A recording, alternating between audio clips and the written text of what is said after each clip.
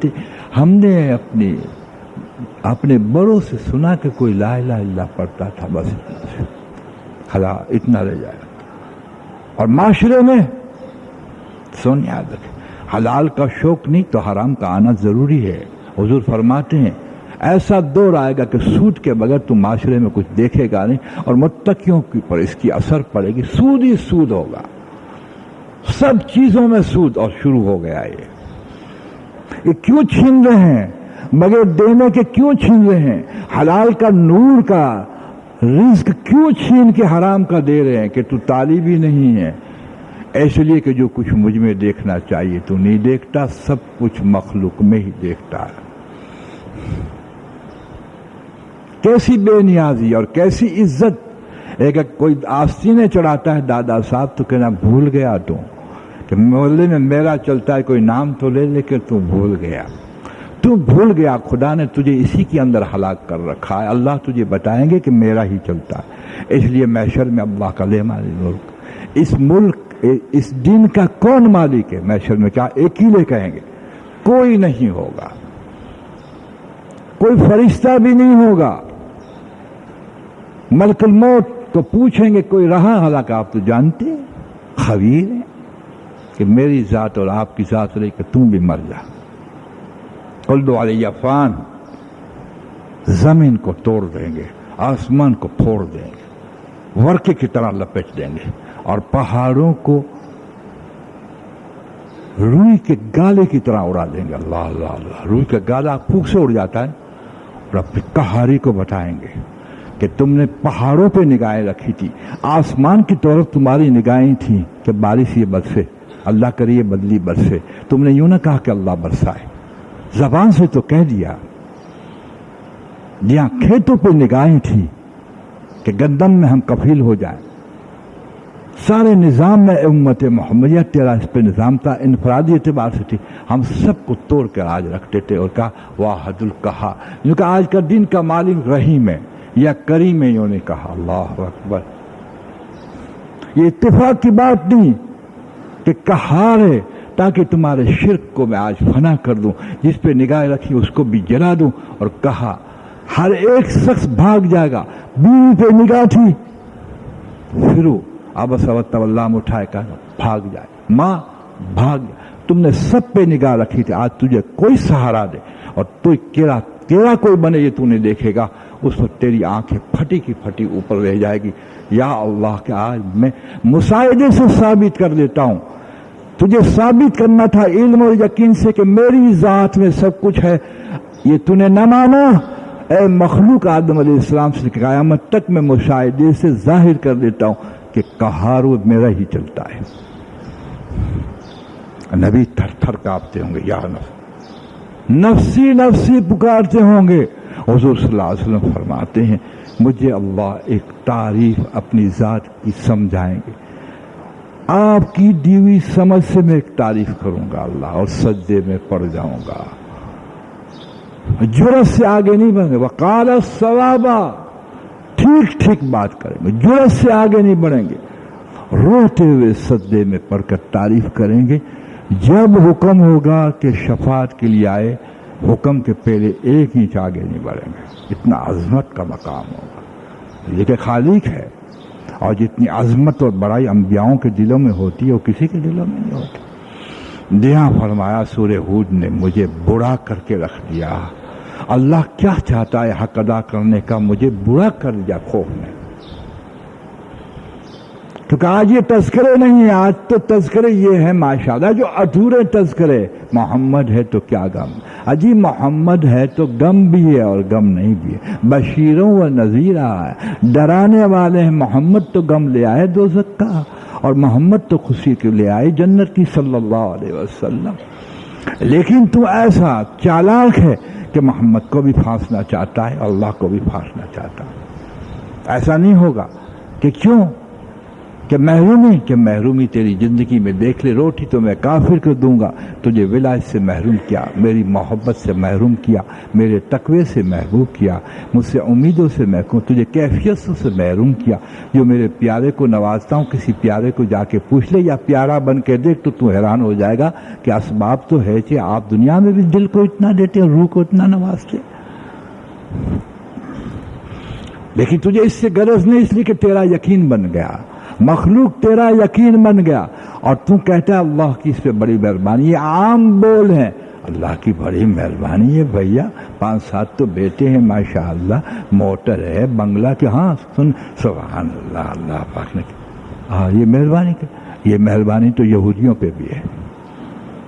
حقیقی مہربانی یہ ہے ماشاءاللہ جو اللہ صفات سے نواز دے، صفات سے اللہ نواز دے. اور اللہ نے حجت ہمارے پر قائم کر دی. اللہ حفاظت فرما، تیری دلیل تو بن جا. اگر علم نہیں تو مشاہدہ تیرے لیے حجت بنا دوں گا، اور جاہل سے جاہل ہے تو تیرے آنگن کی اشیاؤں کو حجت بنا دوں گا. کہ کیسے؟ کہ تو دیکھ، بکری خریدتے وقت دیکھتا ہے کہ دودھ دینے والی ہے نہیں، دودھ دینے والی نہ ہو تو کبھی تو بچے کے لیے خریدتا ہے کہ کیونکہ دودھ کی صفات سے محروم ہے. اب تجھے تیری ذات کو حجت بناتا ہوں، چاہے تم پڑھا لکھا نہ ہو تو کیا ہو، کہ صفات والا جانور نہیں تو اس قبول نہیں کرتا، اس کو کرتا ہے نہیں کرتا. پھر جب یہ دودھ والی ہو تو اس کو تو قبول کرتا ہے، لیکن جب دودھ دینا چھوڑ دے تو کیا کہتا ہے؟ قصائی کے قابل. یاد رکھ، بغیر صفات کے بندے کو اللہ قبول نہیں کریں گے.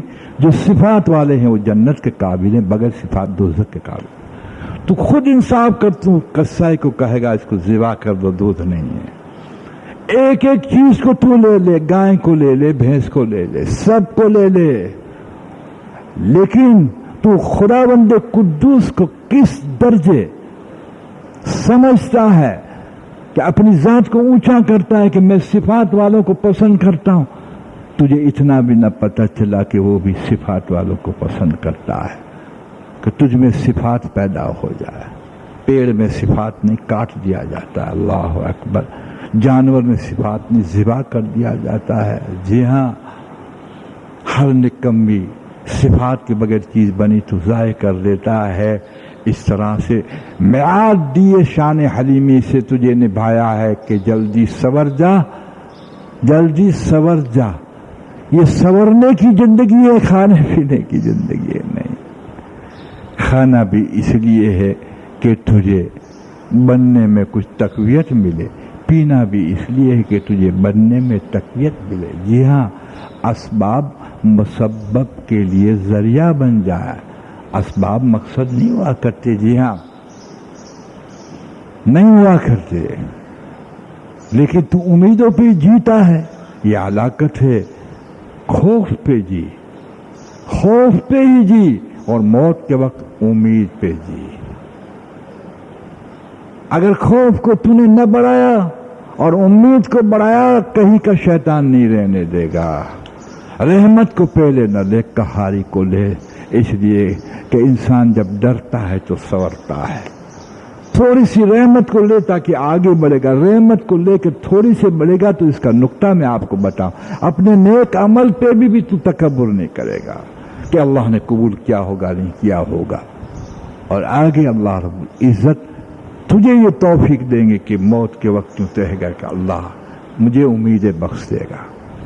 موت کے وقت زیادہ خوف نہ رکھ، تھوڑا خوف رکھ، اور موت زیادہ. لیکن تیری زندگی کا مسئلہ حضرت محمد صلی اللہ علیہ وسلم سے ہٹ کر رہ گیا. جس چیز میں کافر مایوس ہوتا ہے تو اس میں مایوس ہو جاتا ہے، اور جس چیز میں کافر خوشیاں منواتا ہے تو اس میں خوشیاں مناتا ہے. اللہ اکبر کبیرہ. مال ملتا ہے تو خوش ہوتا ہے. صحابہ مال ملتے تھے تو آنسو بہاتے تھے کہ حساب چڑھ گیا، اب اس کو استعمال صحیح نہیں کریں گے حضور کے طریقے پہ تو خیر نہیں. اور ہم کیا کہتے ہیں؟ مزے آ گئے. حلال پہ اتنی خوشی لینے کی اجازت نہیں ہے تو حرام پہ خوشی کرنے والا کتنا بد نصیب ہوگا. शिकायत मखलूक से तो करता है ये सारा आलम बिगड़ गया, नहीं, कोई नहीं बिगड़ा, यकीन बिगड़ गए।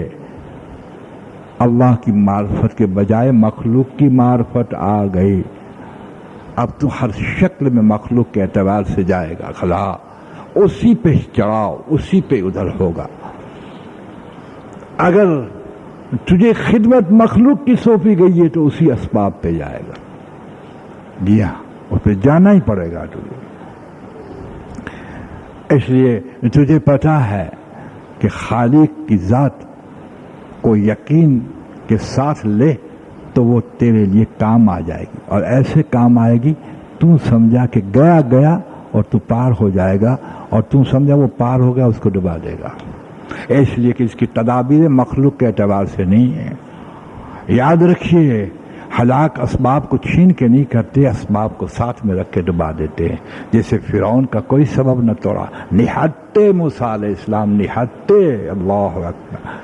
लेकिन एक नुक्ता बयान करूं, 5 मिनट बाकी है। मूसा अलैहिस्सलाम थे, जलीलुल कद्र साहबी थे, जिसको नबी थे, जिसको अल्लाह ने कुरान में मुखलिस कहा। मैंने जब मुखलिस पढ़ा हैरान हो गया। आप मुखलिस कहते हैं, अल्लाह अल्लाह अल्लाह।